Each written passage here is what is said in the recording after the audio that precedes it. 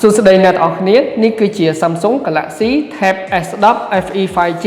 អញ្ចឹងសម្រាប់តកូល FE គឺវាមានតម្លៃធូរថ្លៃជាងបងរបស់វាដែលយើងមាន Tab S10 S10 Plus ហើយជាមួយនឹង S10 Ultra សម្រាប់ S10 Ultra តម្លៃវាលោតដល់1200ជាងទៅ1500ជាងតែនេះតើ600ជាងនេះហើយខ្ញុំមើលឃើញថា spec វាក៏មិនអន់ដែរបើវាខ្លាំងគ្រប់គ្រាន់គិតថាសមនឹងតម្លៃរបស់វាហើយនេះ RAM 8GB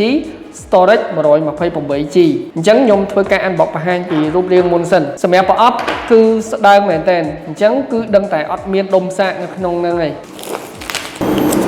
ពណ៌ដែលខ្ញុំយកមកបង្ហាញអ្នកទាំងអស់គ្នាគឺពណ៌ blue QCell ហើយខាងក្រោមមាន pin connector សម្រាប់យើងភ្ជាប់ជាមួយនឹង keyboard នេះកម្រាស់6មីលីម៉ែត្រអញ្ចឹងស្ដើងខ្លាំងមែនតើហើយខាងលើខាងក្រោមគឺវាមាន speaker បាទ speaker សងខាងហើយនេះកន្លែងរុនដាក់ SIM យើងអាចប្រើ SIM 5G បានអ្វីដែលពិសេសហ្នឹងគឺយើងមានប៊ិចគេដាក់ប៊ិច S Pen ឲ្យមកស្រាប់តែម្ដងបាច់ពិបាកទិញក្រៅទេបាទចំណេញអញ្ចឹងនៅក្នុងប្រអប់នេះគឺខ្សែសាកអីវាអត់មានដុំសាកអីខ្សែសាក Type C ទៅ Type C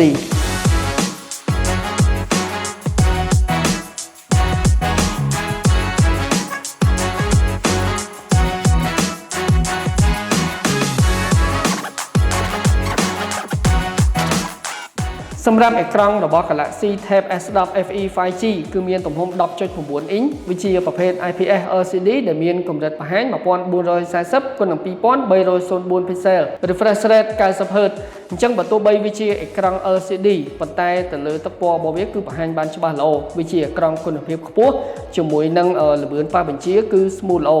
បាទ 90Hz របស់វាគឺ smooth ទេប៉ុណ្្នឹងហើយចំពោះផ្នែកកម្លាំងម៉ាស៊ីនអានេះគឺមាន RAM 8GB storage 128GB អាចថែមខាងក្រៅបានជាមួយនឹង chip របស់វាគឺ Exynos 1450 ទំហំ4 nanometer ដំណើរការដោយ Android 15ជាមួយនឹង One UI 7អ្វីដែលពិសេសហ្នឹងគឺយើងអាចធ្វើការប្រើ SIM សម្រាប់ call ចេញចូលបានប្រើ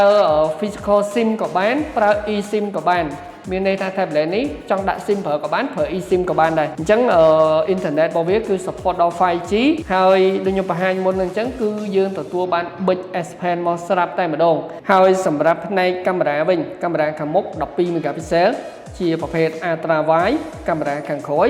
13 megapixel ដែលការថតវីដេអូគឺវាអាចថតបានដល់ 4K 30 frame ទាំងកាមេរ៉ាមុខនិងកាមេរ៉ាក្រោយហើយចំពោះផ្នែកប្រព័ន្ធសុវត្ថិភាពវិញគឺវាមានបង្កប់ sensor scan ក្រយ៉ាដៃនៅជាមួយនឹងប៊ូតុង power ហើយទំហំថ្មគឺ8000 mAh ជាមួយនឹងល្បឿនសាក 45W អូខេហើយអ្វីដែលពិសេសហ្នឹងគឺយើងទទួលបានប៊ិច S Pen នៅក្នុងប្រអប់ស្រាប់តែម្ដងដែលប៊ិច S Pen របស់វាគឺឆក់ជាមួយនឹងខ្នងខាងក្រោយដូចបងវាដែរផ្នែក speaker គឺវាមាន2គ្រាប់ខាងក្រោមមួយខាងលើមួយជាប្រភេទ stereo ចំណែកនៅចំហៀងខាងឆ្វេងគឺវាមាន pin connector សម្រាប់យើងភ្ជាប់ប្រើប្រាស់ជាមួយនឹង keyboard របស់វាតម្លៃ$689